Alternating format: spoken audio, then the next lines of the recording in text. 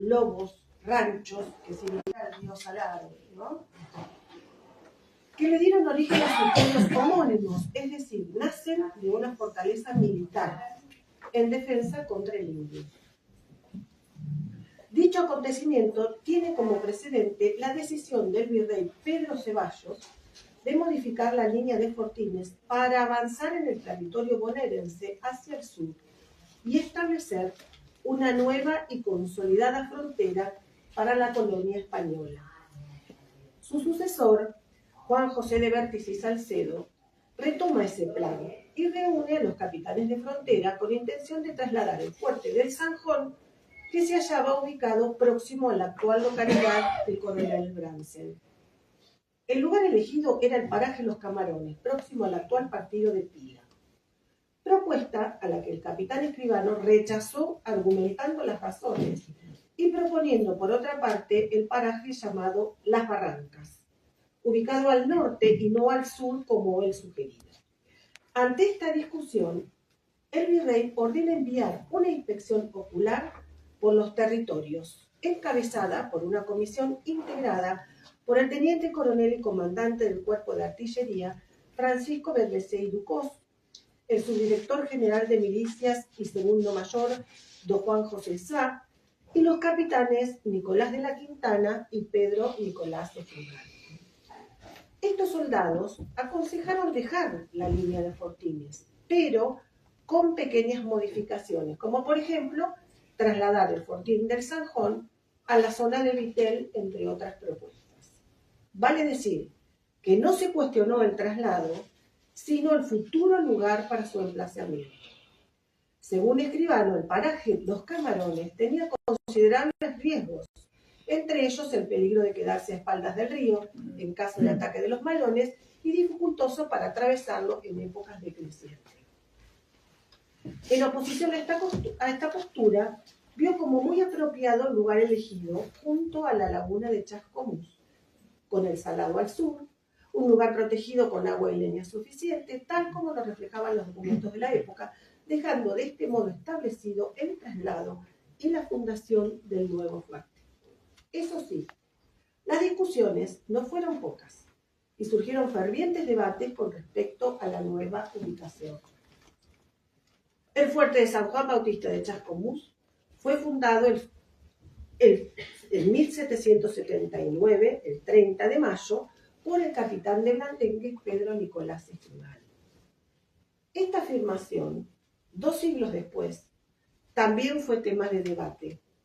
El fuerte de San Juan Bautista de Chascomús fue fundado el 30 de mayo de 1779 por el capitán de Blandengue, Pedro Nicolás Escribano. Este ha sido y es un gran interrogante. Sabemos que se ha puesto en duda durante algunos años, pero esta y todas las posturas referidas a este tema tan relevante lo vamos a dejar para otro encuentro. Volvamos a 1779. El 30 de mayo de ese año, Escribano expresa: junto a mi compañía, elegido como patrono a San Juan Bautista y por patrona a Nuestra Señora de las Mercedes, y espero sean de la aprobación de vuestra excelencia. Nuestra Señora de la Merced ya era patrona también del primitivo fuerte del Sanjón. Y Escribano expresó también al virrey: yo quisiera en este asunto y en todos los que se pongan a mi cuidado no ser el último en ejecutarlo. Hoy día de la fecha queda acabada la zanja del fuerte y no puedo poner maderas por faltar los carpinteros. Intervienen, voy a trabajar en el fuerte y así poder consolidar el atraso que me sigue con la dicha demora, ya que es el último mes bueno y me es imprescindible no perder una hora de tiempo. Los blandengues, cuerpo de milicias que acompañó al fundador en sus inicios, no tenían uniforme, vestían a la usanza del campo y sus armas eran una lanza y un sable para el combate cuerpo a cuerpo. Carecían o tenían muy poca instrucción militar. Fueron para esos tiempos una fuerza de milicias creciente, capaces de adaptarse a las durísimas condiciones y aseguraron gradualmente las fronteras. El fuerte fundacional se ubicó a metros de la ribera de la laguna. Las precisiones para la elección del lugar, como sabemos, no fue un tema menor. Los fuertes y fortines en esos tiempos estaban protegidos por un gran zanjón en torno alrededor, con una profundidad de 2 metros y 2 metros de ancho.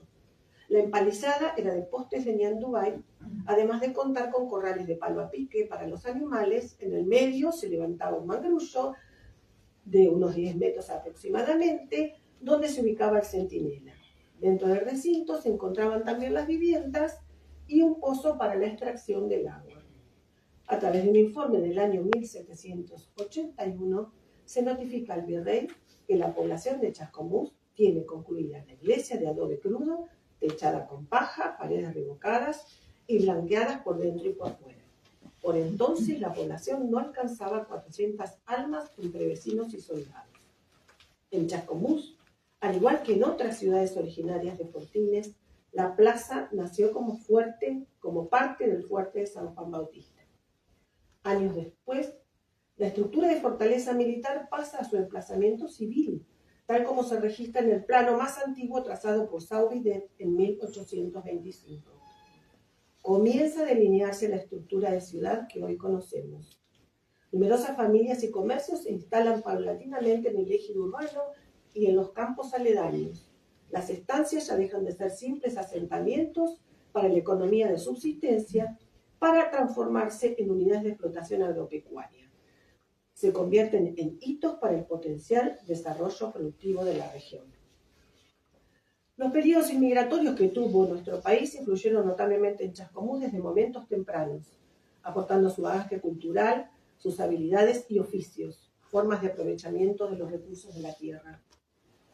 Pedro Nicolás Escribano vislumbraba un espacio territorial estratégico en el cual el río Salado era una frontera hacia el sur, que por muchos años era el límite más austral.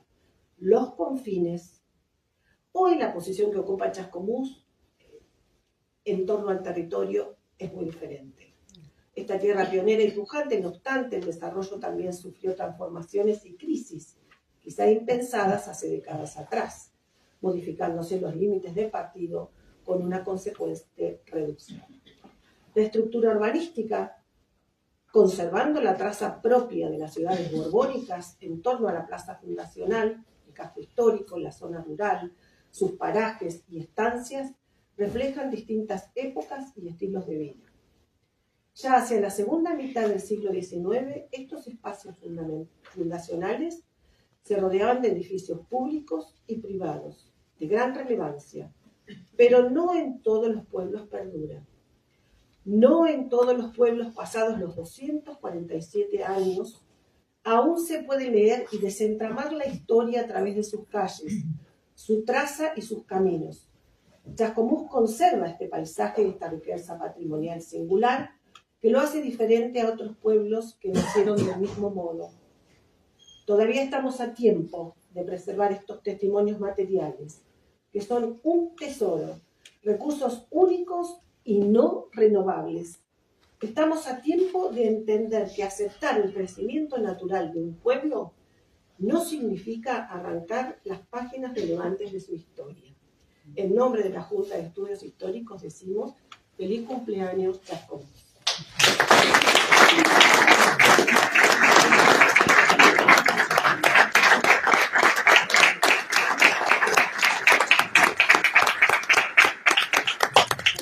Gaby, muy bien.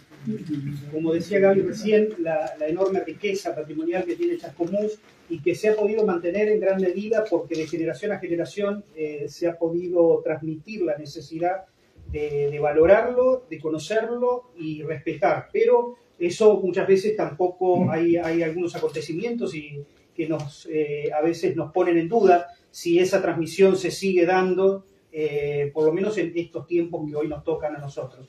Y por eso el próximo tema que abordará José Maffeo es vinculado a cómo protegemos nuestro patrimonio y cómo también somos capaces de transmitir esa necesidad de proteger nuestro patrimonio. Así que adelante, José. ¿Vos me parás cualquier cosa, Pedro? No, yo no escribí nada.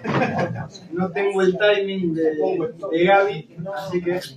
Bueno, antes de empezar específicamente con el tema que me habían encargado de conversar, les comento que, bueno, el año pasado se conformó a través de un grupo de vecinos con formación, sin formación en historia, pero verdaderamente interesados en lo que es la historia local. Tuvimos la oportunidad de conformar la Junta de Estudios Históricos y Patrimoniales, en la cual nos reunimos al menos un sábado al mes por las mañanas, acá en este mismo lugar, en donde nos sentamos a compartir los temas sobre los cuales investigamos, intercambiar información. Tenemos así circunstancias graciosas también. Sí, puede fallar. Puede fallar. Viene alguien, nos muestra, miren lo que tengo, ¿sí? Intercambiamos información, porque muchas veces alguien está investigando de un tema y la otra persona dice, ah, mira, yo tengo tal carta, tal libro, te puede interesar. Así que básicamente eso es un ambiente muy ameno, con gente interesada en la historia y el patrimonio local, que nos juntamos a eso. A debatir, qué sé yo. El 30 de mayo se fundó Chascomús. A tratar todos esos temas y, por supuesto, organizar este tipo de actividades. Así que, desde ya, invitamos a todos los que estén interesados a participar de la Junta. Después me van a ayudar cuándo va a ser la próxima reunión, que no recuerdo. Pero es un sábado al mes. No pusimos fecha. No, bien, muy bien. Puede fallar. Bueno, mejor así se incorpora más gente. Los sábados a la mañana, un sábado por vez a la mañana, nos juntamos. Así que el que quiera participar está, por supuesto, invitado y va a ser más que bienvenido. Y ahora sí, el tema que nos convoca, porque la Junta es de Estudios Históricos y Patrimoniales, son organizaciones como la que funcionan en otras ciudades del interior bonaerense y de la República Argentina. Y cuando hablamos de la cuestión patrimonial, Gaby me dio pie al final de su exposición. A propósito, muy bien. No estaba organizado, así que gracias, Gaby. Ella nos habló de la riqueza que tenemos nosotros como ciudad en lo que todavía conservamos de hace años. Ya sea desde lo que es la traza del pueblo, la ubicación de los edificios, que como decía Gaby, permite hilvanar cómo se fue generando nuestra ciudad, dónde se instalaron las primeras instituciones, hasta específicamente objetos del patrimonio material construido, desde la catedral, la casa de casco, edificios más modernos, ¿sí? Como el Club de Pelota, el Palacio Municipal, obra de Salamone, que hace un par de años fue declarado bien de interés cultural, la Capilla de los Negros, que es un monumento histórico, el Mausoleo de los Lastra, también monumento histórico en nuestra ciudad, y toda una serie de cuestiones que hacen a la preservación de nuestra identidad, que lo que pasó en el pasado nos dice lo que somos ahora, y el rescate de estas cuestiones va a forjar también nuestro futuro como comunidad. Entonces nosotros desde la Junta planteamos la necesidad de proteger el patrimonio que es de todos los chascomunenses. Y el titulito que se le puso a esto es ¿cómo protegemos el patrimonio? ¿Cómo protegemos nuestro patrimonio? Y la realidad es que es algo bastante complejo por un montón de factores. Desde ya les anticipo que esto es una pequeña puntita del tema. La idea es organizar a futuro otras charlas en donde podamos ahondar sobre este tema y sobre otros. La realidad es que, como les decía, es complejo proteger al patrimonio por una serie de factores. Uno de los factores que es muy importante y más en nuestro país es la cuestión económica. La realidad es que para proteger el patrimonio, hace falta dinero. Y si tenemos un país donde tenemos 30 y pico % de pobreza, es muy difícil explicar por qué vamos a gastar tanta cantidad de dinero en pintar un monumento, por ejemplo, con una pintura antivandalismo, en vez de volcarla a algún programa de ayuda social. Pero bueno, son esas dicotomías que tenemos que son necesarias de explicar y que son realmente valiosas. Eso por un lado. Y por el otro también tenemos una cuestión de, llamémoslo de alguna manera, desarrollo cultural, en el cual también es importante generar la conciencia de la verdadera necesidad de proteger el patrimonio. Que también, cuando vemos los resultados, por ejemplo, de las últimas pruebas Prender, en el cual casi el 50% de los chicos no tenían los niveles básicos de los conocimientos de la lectoescritura, es muy complicado trabajar estos temas. Generalmente nosotros, todos los que estamos acá, personas adultas, logramos comprender la valoración que tenemos del patrimonio. Es más complejo hacérselo entender a los chicos. Pero bueno, pero es un debate y es un trabajo que tenemos que dar día a día para reforzar esta protección. Eso en lo general. Y específicamente a lo que nos atañe a la protección del patrimonio, nosotros tenemos distintos niveles de protección. Hay enmarcados en regulaciones jurídicas. Hay protecciones a nivel internacional, hay distintos tratados aprobados por Naciones Unidas, sobre todo en el marco de la UNESCO, que establecen distintas protecciones patrimoniales. Tenemos normativas nacionales en Argentina que protegen el patrimonio, desde la Ley de Protección Arqueológico y Paleontológico hasta toda la normativa vinculada a la Comisión Nacional de Monumentos y Sitios Históricos. Tenemos normativas provinciales de protección patrimonial, bastante endeble, y en lo que hace a Chascomús, que es justamente a lo que apuntábamos ahora, nosotros tenemos un sistema de protección patrimonial a nivel local. Ese sistema de protección a nivel local está regulado por la ordenanza, me la tuve que anotar porque se le cambió el número, un detalle de técnica legislativa que para mí fue un error, es la ordenanza 5407. Pero en realidad es la ordenanza 4290 con la modificación de un solo inciso. Esa ordenanza se aprobó en la última sesión del año 2010. Esa ordenanza la aprobó el Consejo Deliberante luego de un proceso de varios años de trabajo, en la cual trabajamos muchísimas personas acá en Chascomús, e incluso vinieron profesionales de La Plata, del INTA, del SIC, de otros organismos. Y piensen que esta ordenanza en realidad se termina aprobando por una cuestión de presión ciudadana. Porque si no se hubiera prolongado mucho más. ¿Cuál fue el detonante de la aprobación de esta ordenanza? La demolición de la casa en donde hoy está el Banco Macro.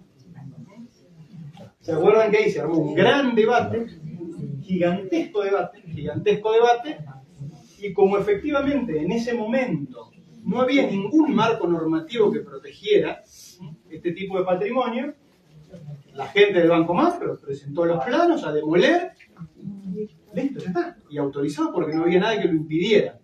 Y así, bueno, tenemos hoy la sucursal del Banco Macro. Se demolió aquella fachada y tenemos al lado la sucursal del Santander, en donde, gracias a la normativa, se logró preservar al menos la fachada. Se alcanzó a conversar. Y se alcanzó a conversar y está la fachada.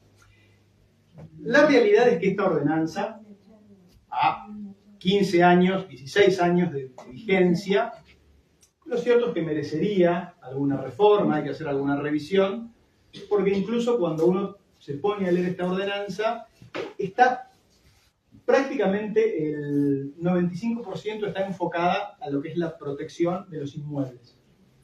Está destinada a la protección de los inmuebles. Quizás habría que hacerle algunas modificaciones para ampliarla un poquito más o ayornarla a los tiempos que corren. Esa ordenanza tiene anexo un listado de los inmuebles que tienen protección en Chascomús. Se llama protección cautelar.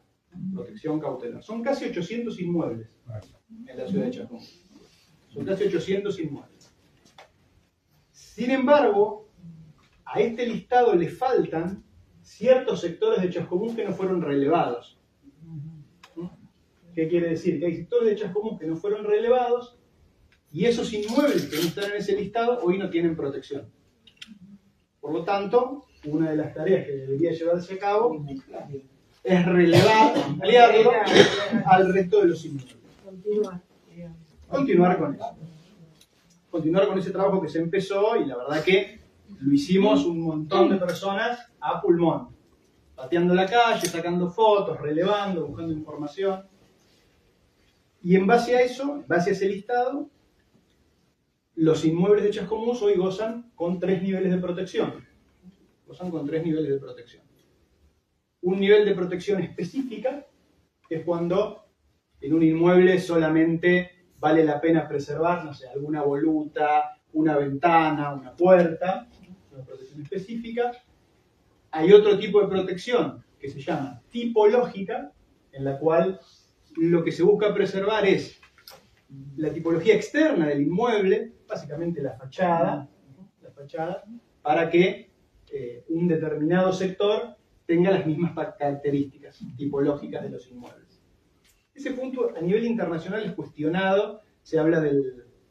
Los especialistas en preservación critican mucho este sistema porque hablan del famoso fachadismo, que lo único que se quiere preservar son las fachadas, pero bueno, eso... Como si fuera una escenografía. Claro, como si fuera una escenografía, pero eso, bueno, eso es otro punto para charlar en otro momento. Y después está la protección integral que tienen los edificios, en la cual no se puede tocar nada, se protege todo.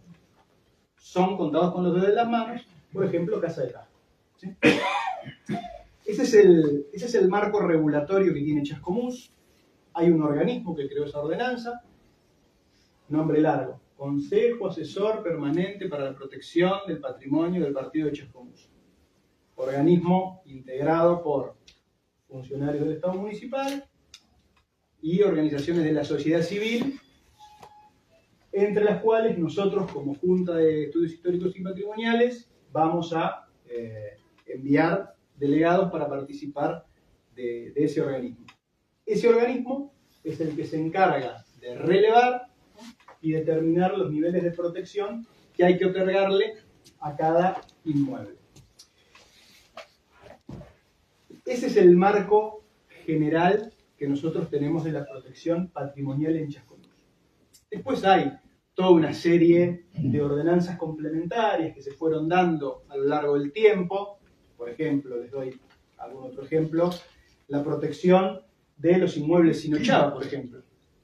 La ochava, sabemos que es cuando es esa bisectriz que se traza para tenerla visual en las esquinas. Y en Chascomús hay inmuebles que hoy en día no la poseen y poseen la esquina a 90 grados. Bueno, hay una ordenanza que hoy protege también este tipo de inmuebles. Hay una ordenanza específica para proteger inmuebles con valoración patrimonial que van a ser utilizados como comercio y demás. Hay ciertas cuestiones específicas. Pero ese es el marco que tenemos de protección patrimonial a nivel local. La realidad, ¿cuál es? Que lo que nosotros entendemos que hay que hacer es, cada uno del lugar que nos toca ocupar, generar conciencia, porque realmente eso es lo que hay que hacer, generar conciencia sobre la protección del patrimonio, y reitero, no solamente de los inmuebles, ¿sí? No solamente de los inmuebles, no hablar de la protección patrimonial de una casa. Nosotros tenemos numerosos monumentos, por ejemplo, en Chascomús, numerosos monumentos que forman parte de nuestro patrimonio, forman parte de nuestra historia, y también deben ser protegidos. Espacios naturales, espacios y ámbitos naturales que también forman parte de nuestro patrimonio. Entonces, más allá del marco normativo que tenemos, que nosotros entendemos que tiene que ser naturalmente actualizado y reformado, e incluso en lo que es lo que hablábamos del inventario, inventariar nuevamente bienes que han quedado por fuera de esa protección. Más allá de eso, lo importante en todo esto es generar conciencia, cada uno del lugar en el que nos toca ocupar, generar conciencia y también buscar de alguna manera que este tipo de contenidos, ¿no? O de esta generación de conciencia también se pueda dar en los establecimientos educativos. Porque no es patrimonio, digamos, valga la redundancia, la protección patrimonial no es patrimonio solamente de nosotros los adultos, sino que la generación de conciencia tiene que empezar desde los más chicos. Porque de lo contrario, si no logramos generar eso, en algún momento esa cadena de conciencia se va a cortar. En algún momento todos nosotros nos vamos a ir a algún lado, ¿sí?